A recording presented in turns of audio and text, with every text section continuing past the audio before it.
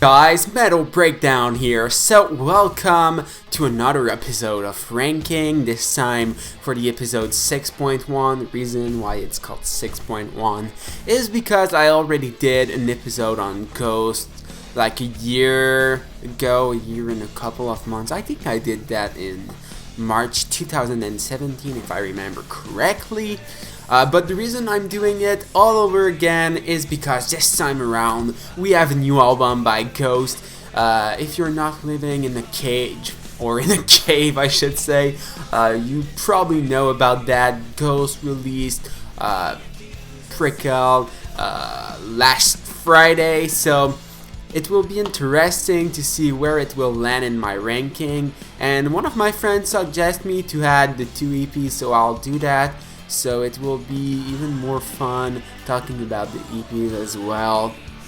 So yeah, that's the reason why I'm making this episode 6.1 today for the band Ghost. So let's fucking do this, guys, already for this 6.1 episode of the it's not called Rank 'em All series anymore, since Cover Killer Nation used the name for real this time. So yeah, it's just called Ranking from Worst to Best series. So let's find out which Ghost album will top this list.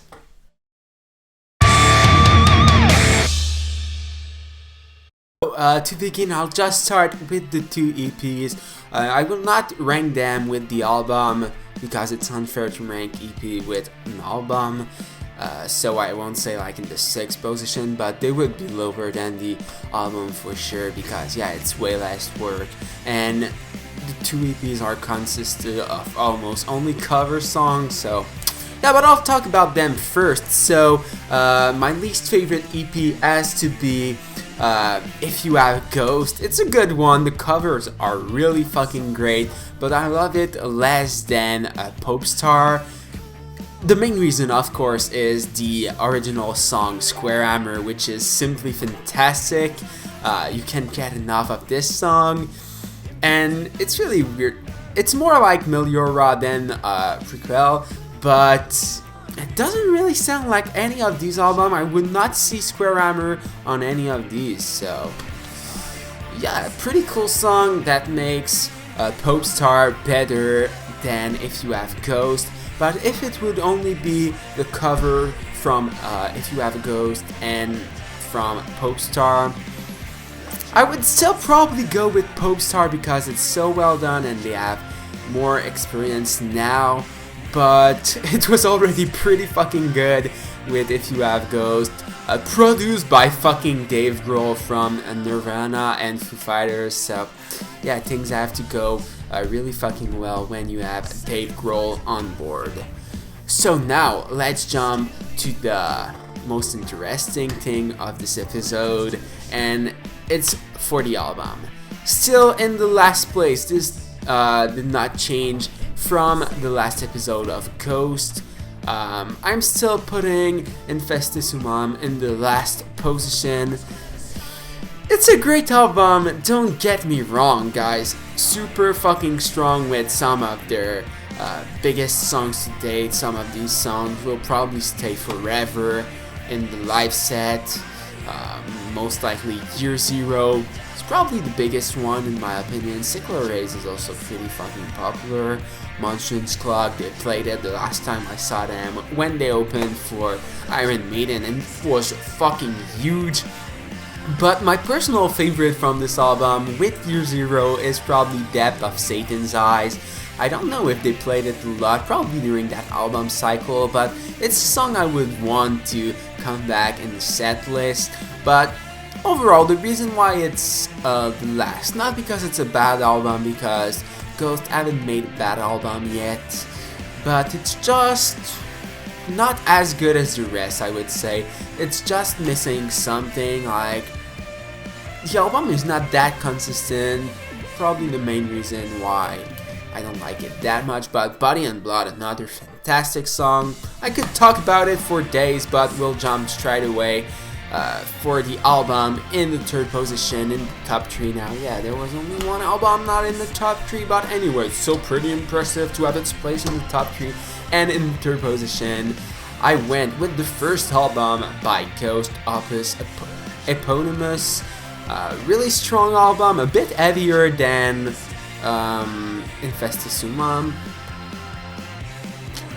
Heavier, yeah, maybe not as dark.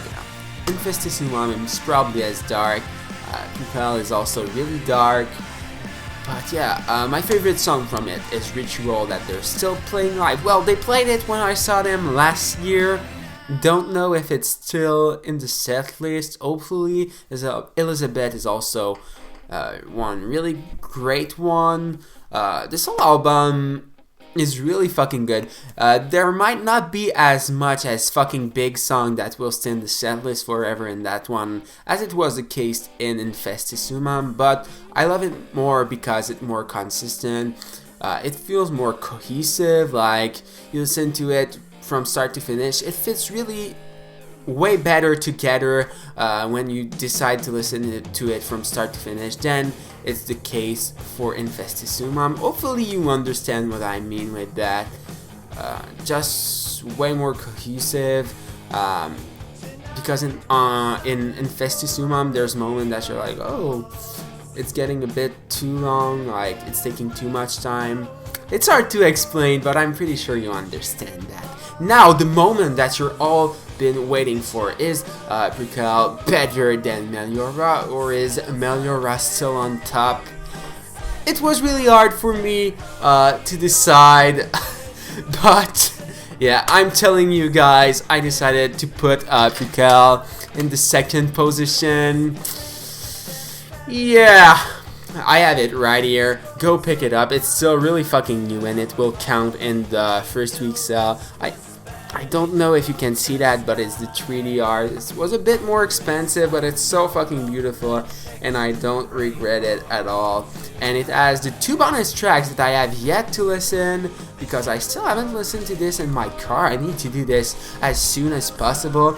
And in this video, I'll try to talk a bit more in deep about Prequelle, because I did reaction for each and every song on this album, but I still haven't made an album review and I don't think that I will. That's the main reason why I did that video as soon as possible, because it will kind of serve as my album review for Prequelle. The reason why it's not as good as Meliora, the main reason is because of the ending of the album with the instrumental Elevatus Monster. Still pronouncing that fucking wrong, but at least you know which song I'm talking about, which is good. It's featuring Michael from Opus, so yeah, things have to go fucking great right here. But I would have preferred a fucking strong song like on Meliora. The 9th track is Absolution, my favorite song by Ghost ever. So with a song as good as Absolution or as Fate from Prequelle, which is my favorite song from Prequelle, maybe now Prequelle would stand its chance against Meliora, but because of this, I don't know. I just feel like the ending of the album could get better. Life Eternal is really slow as well. I prefer Dulce in Absentia from Meliora, better ending track, longer, 5 minutes and 38 against Life Eternal, which is barely 3 minutes and a half. I love it more and more, so I have to give it to Prequelle that Life Eternal is not a bad ending track at all.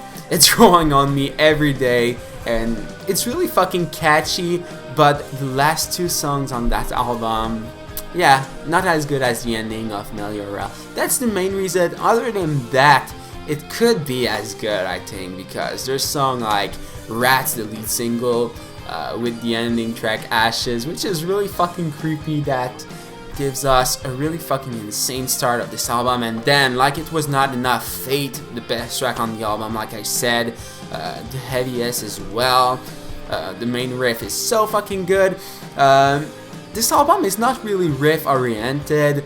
The only song with a fucking big riff is probably Fate, so maybe I would have loved a fucking big riff, another song with big riffs like this on the album to top Meliora, maybe instead of Elevatus Monster, like I said previously. After that, See the Light. Oh my fucking god, another fucking masterpiece from this album, Miasma.